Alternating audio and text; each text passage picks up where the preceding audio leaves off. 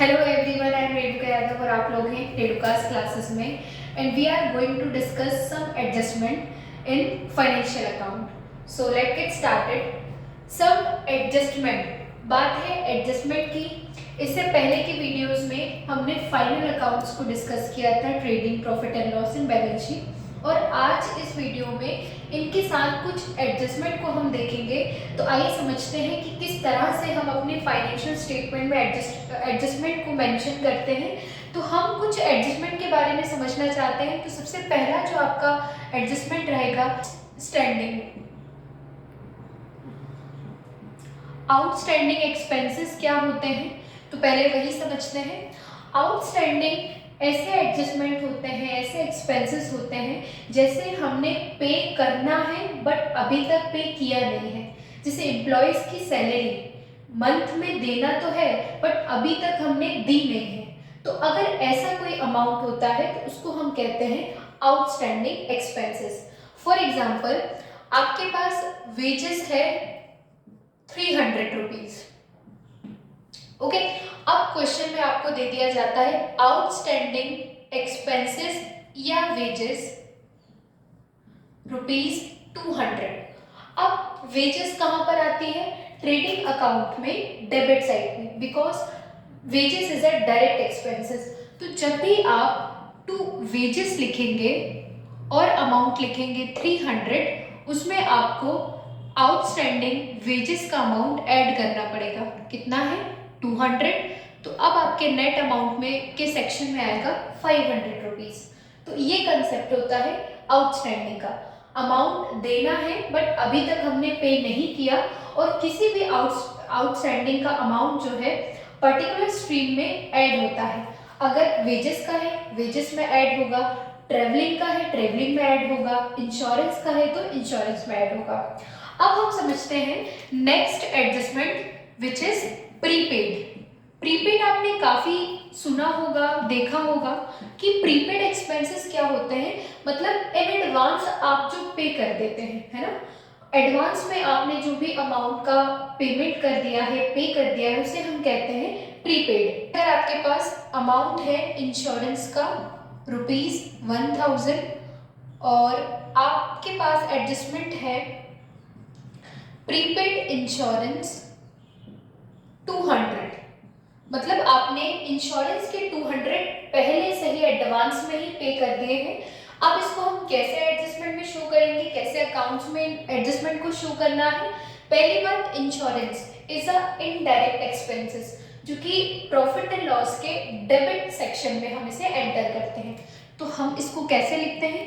To insurance amount ₹1000।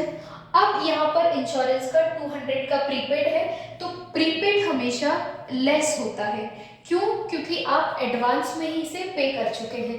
तो 1000 में 200 आप लेस करेंगे तो नेट अमाउंट आपका आएगा 800। तो 800 आप अपने अमाउंट के सेक्शन में मेंशन कर देंगे। आउटस्टैंडिंग पे करना है बट अभी तक पे किया नहीं है, इसलिए हम उसको ऐड करते हैं। प्रीपेड एडवांस में चलता है, एडवांस में आप पे कर देते हैं, इसलिए प्रीपेड पर्टिकुलर जिस आइटम पे प्रीपेड चार्ज हो रहा है उसमें से हम उस अमाउंट को लेस कर देते हैं। तो ये हुए हमारे दो एडजस्टमेंट, आउटस्टैंडिंग और प्रीपेड। इन्हीं दोनों को आज हम अच्छे से समझने वाले हैं, डीपली डिस्कस करने वाले हैं। पहली बात तो इन दोनों को हम ट्रेडिंग या प्रॉफिट एंड लॉस अकाउंट में जिस भी स्ट्रीम के ऊपर हमें प्रीपेड लगाया गया है या आउटस्टैंडिंग लगाया है वो हम चार्ज कर देते हैं। दूसरी बात आती है, जब हम बैलेंस शीट बनाते हैं, मान लेते हैं कि ट्रेडिंग और प्रॉफिट एंड लॉस के बाद अब हम बैलेंस शीट बना रहे हैं, तो बैलेंस शीट में हम इन एडजस्टमेंट को किस तरह से शो करेंगे? बैलेंस शीट में हम एसेट्स और लायबिलिटीज को डिस्कस करते हैं। तो यहाँ पर होती है हमारी लायबिलिटीज और यहाँ पर होते हैं हमारे एसेट्स।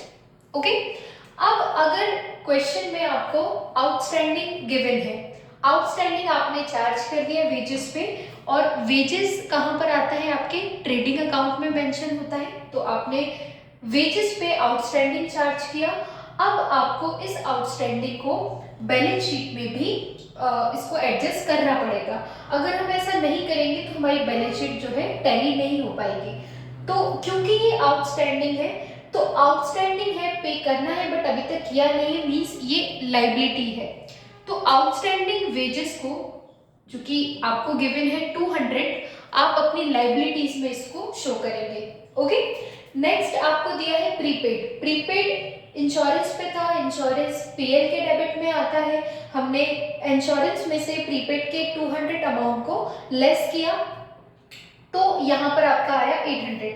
अब इस प्रीपेड जो 200 हमने इस पर एडजस्ट किया है, अब ये 200 हम किस में लिखेंगे, एसेट्स में, बिकॉज प्रीपेड है, प्रीपेड आपका एसेट होता है, तो प्रीपेड के अमाउंट को हम एसेट साइड में पोस्ट करेंगे और आउटस्टैंडिंग को हम लाइबिलिटीज में पोस्ट करेंगे। या तो आउटस्टैंडिंग करके देगा आपको, या कभी अनपेड अमाउंट भी दे सकता है, तो अनपेड भी आपका ऐड होगा। जिस भी टॉपिक पे आपको गिवन है, वेजेस पे है, प्रीपेड पे है, वेजेस पे है, सैलरी पे है या ट्रैवलिंग पे है, जिस भी एक्सपेंसेस पे आपको गिवन होगा, तो आप अनपेड या फिर आउटस्टैंडिंग को ऐड करते हैं और प्रीपेड को आप अपनी अकाउंट्स में जो है लेस करते हैं। पोस्टिंग की बारी आती है तो प्रीपेड एसेट में जाता है और आउटस्टैंडिंग आपकी लाइबिलिटीज में जाता है।